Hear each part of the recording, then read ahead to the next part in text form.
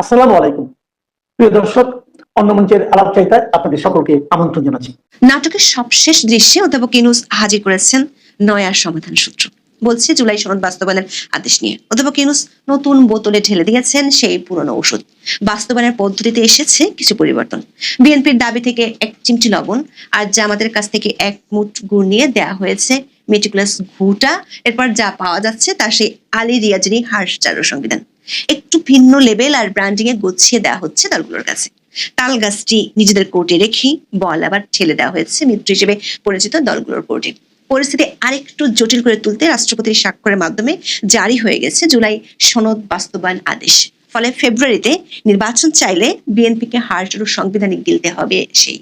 আবার সংসদ নির্বাচনের দিনে গণভোটের সিদ্ধান্ত মেনে নিলে বড় ধরনের রাজনৈতিক পরাজয়ের মুখে পড়তে হবে জামাতকে। কিংস পার্টি এনসিপির সামনেও থাকছে সংশয়ের দোলাচল। প্রাথমিক প্রতিক্রিয়ায় বিএনপি জামাত দুই দলের পক্ষ থেকে এসেছে উষ্মা। অধ্যাপক ইউনূস কি তবে নিজের মতো করে খেলার মাঠে গোলপোস্ট সেট করলেন? সেই গোলপোস্ট সেট করতে যিনি ছিলেন আসল সৈনিক, সেই আলী রিয়াজকে পুরস্কার স্বরূপ উপদেষ্টার মর্যাদা দিয়ে নিজের কাছেই রাখছেন অধ্যাপক ইউনূস। দর্শক, নির্বাচনের মাত্র 3 মাস বাকি। নির্বাচনের 3 মাসেরও কম সময় আলী রিয়াজকে কেন উপদেষ্টা পদমর্যাদায় নিয়োগ দেওয়া হলো সে প্রশ্ন তুলেছেন অনেকেই। আইন বিশেষজ্ঞদের কাছে প্রশ্ন হলো, অধ্যাপক ইউনূসের সরকার সংবিধানের কোন ধারা বলে রাষ্ট্রপতির মাধ্যমে আদেশ জারি করেছেন? আবার অধ্যাপক ইউনূসের গণভোটের জন্য প্রস্তাবিত ব্যালটের কন্টেন্ট নিয়ে এরই মধ্যে হাস্যরসের সৃষ্টি হয়েছে। এই গণভোটের ব্যালটে আপনার জন্য অপেক্ষা করছে 4টি প্রস্তাবের একটি বান্ডেল প্যাকেজ। এমন বান্ডেল প্যাকেজের কারণে রাজনীতিতে কে জিতলো আর কে হারলো, এই আদেশ কি সত্যি নতুন বাংলাদেশের সূচনা, নাকি ভবিষ্যতে এটি এক বিরাট আইনি প্রশ্নের মুখে পড়বে? জানতে চলুন যাওয়া যাক বিশ্লেষণে। দর্শক, দেশে নিবন্ধিত রাজনৈতিক দলের মধ্যে মাত্র 18টি দল অধ্যাপক ইউনূসের ঐকমত্য কমিশনের খেলায় জায়গা পেয়েছিল। মোট 32টি দল ও জোটের সাথে 9 মাস ধরে কয়েক দফায় বৈঠক করে অনেক নাটকের পর জুলাই সনদ স্বাক্ষর হয়। তবে সেটি যে একটি ফাঁদ বা প্রতারণা ছিল তা এরই মধ্যে পরিষ্কার করে বলেছে বিএনপি। ফাঁদে ফেলে বিএনপিকে দিয়ে স্বাক্ষর করিয়ে উল্টে দেয় খসড়া প্রস্তাব। আলী রিয়াজ নিজের মতো করে সুপারিশ প্রস্তাব জমা দেন। বিএনপি সহ বেশিরভাগ রাজনৈতিক দলের নোট অফ ডিসেন্টকে ডাস্টবিনে ছুড়ে ফেলেন আলী রিয়াজ। নিজেই সেই হার্সচারু সংবিধান সংস্কার প্রস্তাবকে মানতে বাধ্য করাতে চান রাজনৈতিক দলগুলোকে। তাতে অধ্যাপক ইউনূসের মিত্রদের মধ্যে বাদে বিরোধ। বিএনপি বিবৃতির মধ্যে সীমাবদ্ধ থাকলেও জামাত ইসলামী সহ 8টি দল কর্মসূচি দেয়। সরকারের বেঁধে দেয়া 1 সপ্তাহের মধ্যে বিএনপি জামাত ইসলামীর ডাকে সাড়া দেয়নি। এর মধ্যে আওয়ামী লীগের লকডাউন কর্মসূচিতে নাবিশ্বাস ওঠে সরকারের। শেষমেশ অধ্যাপক ইউনূস ঘোষণা দেন সমাধান নিয়ে তিনি আসছেন জাতির সামনে। তার আগে উপদেষ্টা পরিষদে অনুমোদন হয় জুলাই জাতীয় সনদ সংবিধান সংস্কার বাস্তবায়ন আদেশ। দর্শক, আলী রিয়াজের হার্সচারু সুপারিশ প্রস্তাবে 84টি প্রস্তাব ছিল। তার মধ্যে ঐকমত্য কমিশনের আলোচনায় অংশ নেওয়া সবগুলো রাজনৈতিক দল 30টি প্রস্তাবে কোনো দ্বিমত পোষণ করেনি। তার মানে গাণিতিকভাবে দেখলে প্রায় 3 ভাগের 1 ভাগে ঐকমত্য হয়েছে। কিন্তু অধ্যাপক ইউনূসের দাবি কিছু প্রস্তাবে সামান্য ভিন্নমত আছে। বাকি অল্প কিছু প্রস্তাবে আপাত দৃষ্টি মনে হয় অনেক দূরত্ব আছে, যা গণতান্ত্রিক প্রক্রিয়ায় অস্বাভাবিক কিছু নয় বলে তিনি দাবি করেছেন। দর্শক, আলী রিয়াজের সুপারিশ প্রস্তাব জমা পড়ার পর যেখানে তার 3 মিত্র দেশের পুরো রাজনৈতিক পরিস্থিতিকে অস্থিতিশীল করে তুলেছেন, সেখানে তিনি বলছেন দ্বিমত থাকা প্রস্তাবগুলোর ক্ষেত্রে মতভিন্নতা খুব গভীর নয়। অধ্যাপক ইউনূসের দাবি অনুযায়ী জুলাই সনদ আসলে কেউ সঠিকভাবে বিশ্লেষণই করেনি। কারণ রাজনৈতিক দলগুলোর প্রকাশ্য বক্তব্য যতখানি পরস্পর বিরোধী অবস্থানে আছে বলে মনে হয়, জুলাই সনদ ঠিকভাবে বিশ্লেষণ করলে ততখানি মতপার্থক্য দেখা যেত না। অধ্যাপক ইউনূস এটাকে তার সরকারের অনন্য অর্জন হিসেবে দাবি করেছেন। দর্শক, অধ্যাপক ইউনূস তার ভাষণে বলেছেন, এসব বিবেচনায় রেখে এবং রাজনৈতিক দলগুলো কর্তৃক স্বাক্ষরিত জুলাই সনদকে মূল দলিল হিসেবে ধরে নিয়ে অন্তর্বর্তী সরকার 13 নভেম্বর উপদেষ্টা পরিষদের বৈঠকে জুলাই জাতীয় সনদ সংবিধান সংস্কার বাস্তবায়ন আদেশ অনুমোদন করেছে। দর্শক, একটু খেয়াল করে দেখুন, অধ্যাপক ইউনূস বলেছেন রাজনৈতিক দলগুলোর স্বাক্ষরিত জুলাই সনদকে মূল দলিল হিসেবে ধরেছে উপদেষ্টা পরিষদ। অথচ বিএনপি বরাবরই বলেছে তারা যে সনদে স্বাক্ষর করেছেন আলী রিয়াজ জমা দেওয়ার সময় সেটির কন্টেন্ট পাল্টে ফেলেছেন। দর্শক, প্রধান উপদেষ্টা তার ভাষণে এমন পথরেখা দিয়েছেন তার সত্যি বিশ্বে বিরল। উপদেষ্টা পরিষদে জুলাই সনদ বাস্তবায়ন আদেশ অনুমোদনের বিরাট খবর জানিয়ে তিনি বলেন, প্রয়োজনীয় স্বাক্ষর শেষে এটি গেজেট নোটিফিকেশনের পর্যায়ে পৌঁছে গেছে। এরপরই আসে হার্সচারু সংবিধান বাস্তবায়নের ওর্সলাইন পথরেখার থিওরি। এটি অনুযায়ী সংসদ নির্বাচনের দিনই হবে সনদ প্রশ্ন গণভোট। আলী রিয়াজের এক কথার প্রশ্নকে 4টি প্যাকেজে ভাগ করা হয়েছে। তবে সে 4টি প্যাকেজ কি এক কথায় হ্যাঁ বা না বলে একসঙ্গে অনুমোদন অথবা প্রত্যাখ্যান করতে হবে ভোটারদেরকে।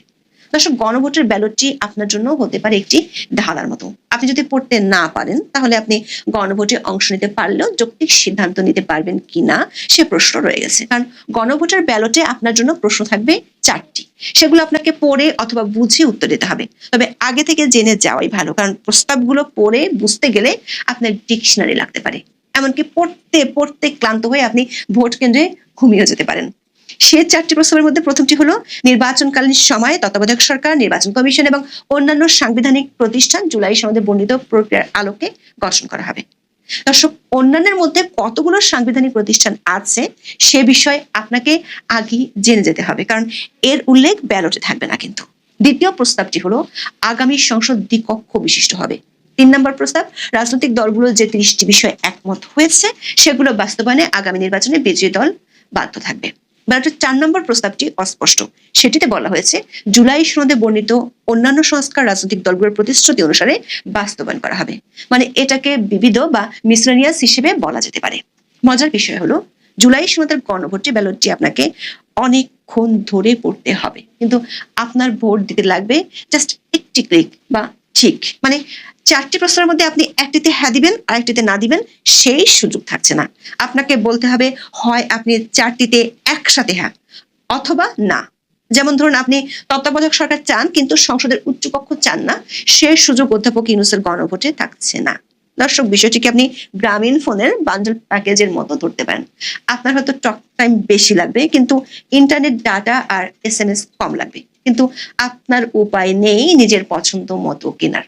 কোম্পানির যা দেয় তা যেমন গিলতে হয় তেমনি অধ্যাপক ইউনূসের গণভোটে আপনার নিজের পছন্দ মতো রায় দেওয়ার সুযোগ নেই, আপনাকে দিতে হবে বান্ডেল রায়। অন্তর্বর্তী সরকার পাশ করা আদেশ অনুযায়ী গণভোটের সংখ্যাগরিষ্ঠ ভোট হ্যাঁ সূচক হলে আগামী সংসদ নির্বাচনে নির্বাচিত প্রতিনিধি নিয়ে একটি সংবিধান সংস্কার পরিষদ গঠিত হবে। এই প্রতিনিধিগণ একই সাথে জাতীয় সংসদের সদস্য হিসেবে দায়িত্ব পালন করবেন। পরিষদ তার প্রথম অধিবেশন শুরুর তারিখ হতে 180 কার্য দিবসের মধ্যে সংবিধান সংস্কার করবে। সংবিধান সংস্কার সম্পন্ন হওয়ার পর 30 কার্য দিবসের মধ্যে সংসদ নির্বাচনে প্রাপ্ত ভোটের সংখ্যানুপাতে উচ্চকক্ষ গঠন করা হবে। এর মেয়াদ হবে নিম্নকক্ষের শেষ কার্য দিবস পর্যন্ত। দর্শক, এখন দেখে আসি অধ্যাপক ইউনূসের এমন ঘোষণার সাথে তার 3 মিনিটের কে জিতলো আর কে হারলো। বলে রাখা ভালো, বিএনপি, জামাত ইসলামী আর এনসিপি ছাড়া বাকি রাজনৈতিক দলগুলোকে অনেক আগেই মাঠে বের করে দিয়েছিল ঐকমত্য কমিশন, কিন্তু বিএনপি, জামাত ও এনসিপির চাওয়াগুলো ছিল ভিন্ন ভিন্ন। সংসদ নির্বাচনের দিনে গণভোট হচ্ছে, এটি ছিল বিএনপির প্রধান দাবির মধ্যে একটি। অন্যদিকে জামাত ইসলামী নেতারা নির্বাচনের আগে গণভোটের জন্য প্রয়োজনে আঙ্গুল বাঁকা করে ঘি খাওয়ার ঘোষণা দিয়েছিলেন, বলেছিলেন ঘি তাদের লাগবে। ফলে গত 16 মাসে সরকারকে অকুণ্ঠ সমর্থন দেয়া জামাত ইসলামের কাছ থেকে ঘিয়ের বাটিটা কেড়ে নিল অধ্যাপক ইউনূস। তবে গণভোট কখন হবে তা নিয়ে কিংস পার্টি এনসিপির কোনো মাথা ব্যথা ছিল না। জামাত ইসলামী উচ্চকক্ষ ও নিম্নকক্ষের পিআর চেয়েছিল, বিএনপির দুটোতেই আপত্তি আছে, আর এনসিপি শুধু উচ্চকক্ষে পিআর পদ্ধতিতে নির্বাচন চায়। তবে গণভোটে যদি না জয়যুক্ত হয় তাহলে জামাত ও এনসিপির যে কোনো পক্ষে পিআর পদ্ধতির স্বপ্ন শেষ হয়ে যাবে। সাংবিধানিক পরিষদ গঠন করে এনসিপির প্রস্তাবকে মেনে নেওয়া হয়েছে। বিএনপি চেয়েছিল নির্বাচিত সংসদের হাতেই সংবিধান সংস্কারের ক্ষমতা থাকবে। এনসিপি চেয়েছিল অধ্যাপক ইউনূসের স্বাক্ষরে জুলাই সনদ আদেশ জারি হবে, আর বিএনপি চেয়েছিল রাষ্ট্রপতির অধ্যাদেশের মাধ্যমে জারি হবে। কিন্তু অধ্যাপক ইউনূস হাঁটলেন তার নিজের রাস্তায়, যেখানে রাষ্ট্রপতির স্বাক্ষরের মাধ্যমে আদেশ জারি করা হয়েছে। এখানে দুটি প্রশ্ন। রাষ্ট্রপতির স্বাক্ষর করা এই জুলাই সনদ বাস্তবায়ন আদেশ এনসিপি কি মেনে নেবে? দ্বিতীয় প্রশ্ন, সংসদ থাকুক বা না থাকুক, মানে যে ধরনের সরকার থাকুক না কেন, রাষ্ট্রপতির আদেশ জারির ক্ষমতা আছে কি না? সংবিধানের 93 অনুচ্ছেদে সংসদ না থাকলে রাষ্ট্রপতিকে অধ্যাদেশ প্রণয়নের ক্ষমতা দেওয়া হয়েছে, কিন্তু আদেশ জারির ক্ষমতা কোথাও দেওয়া হয়নি। এ কারণে আইনবিদরা মনে করছেন ভবিষ্যতে এই সনদ, আদেশ, এমনকি গণভোটও বিরাট আইনি প্রশ্নের মুখে পড়বে। তবে অধ্যাপক ইউনূস শেষ সময় এসে আলী রিয়াজের 270 দিনের পর অটো বাস্তবায়ন পদ্ধতি নিয়ে কিছু বলেননি। তবে নতুন আদেশে বলা হয়েছে সংবিধান সংস্কার পরিষদ কর্তৃক গৃহীত সংবিধানই চূড়ান্ত হবে, মানে এখানেও নির্বাচিত সংসদকে খাটো করা হয়েছে। দর্শক, স্পষ্টতই বোঝা যাচ্ছে অধ্যাপক ইউনূস খেলার মাঠে নিজের মতো করে গোলপোস্ট সেট করেছেন, আর তাতে তাৎক্ষণিক প্রতিক্রিয়ায় অখুশি বলে জানিয়েছে বিএনপি ও জামাত নেতারা। বিএনপির স্থায়ী কমিটির সদস্য সালাউদ্দিন আহমেদ অভিযোগ করেছেন অধ্যাপক ইউনূস নিজেই জুলাই সনদ লঙ্ঘন করেছেন। অন্যদিকে জামাত ইসলামের সেক্রেটারি জেনারেল গোলাম পরোয়ার বলেছেন, অধ্যাপক ইউনূসের ভাষণে জনগণের মত প্রতিফলিত হয়নি। দর্শক, অধ্যাপক ইউনূস তার ভাষণে দাবি করেছেন, ঐকমত্য কমিশন যারা করেছে সেটি বাংলাদেশের রাজনীতির ক্ষেত্রে তো বটেই, পৃথিবীর অনেক দেশের জন্য এক অভূতপূর্ব ঘটনা। তার পুরস্কার হিসেবে তিনি আলী রিয়াজকে দিয়েছেন পুরস্কার। উপদেষ্টা পদমর্যাদায় তাকে নিজের বিশেষ সহকারী করেছেন। তবে বিস্ময়কর হলেও সত্যি আমরা দেখতে পাচ্ছি অভূতপূর্ব ঘটনা হলো, নিজের 3 মিত্র নিয়ে বৈঠক করেছেন, দাবি করেছেন বিশ্বের জন্য উদাহরণ সৃষ্টিকারী ঐক্য হয়ে গেছে, কিন্তু বাস্তবতা হলো সেই 3 মিত্র দড়ি টানার খেলায় 3 জন 3 দিকে টেনে যাচ্ছেন। আর 3 মিত্র যখন কাদা পানিতে গড়াগড়ি খাচ্ছে, আসলে পুরো বাংলাদেশ যখন হোঁচট খাচ্ছে, তখন অধ্যাপক ইউনূস ও তার ঘনিষ্ঠজনরা প্যাভিলিয়নে বসে হেসে গড়াগড়ি খাচ্ছেন। নিজে মোড়ল সেজে মিত্রদের মধ্যে এমন ফ্যাসাদ বাঁধিয়ে